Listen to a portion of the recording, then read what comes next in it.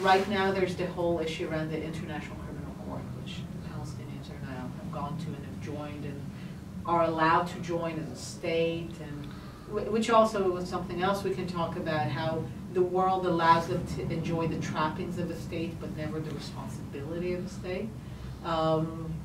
But so supposedly they're a state, and they can take Israel to the criminal court, and Israel's trying to prevent that, and people are saying, well, if Israel's trying to prevent it, clearly it's a war criminal country, which is trying to prevent that being demonstrated.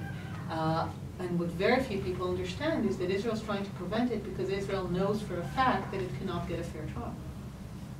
And that's the issue.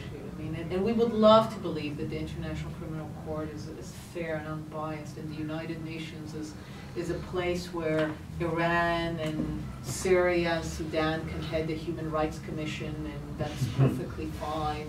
But fundamentally, it's a place where Israel cannot get a fair trial. And we see it again and again and again.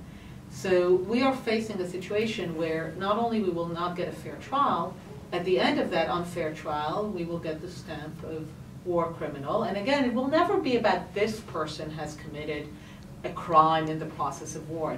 It will be about Israel being a war criminal country. These are essentialist arguments, and again, they play into that entire campaign.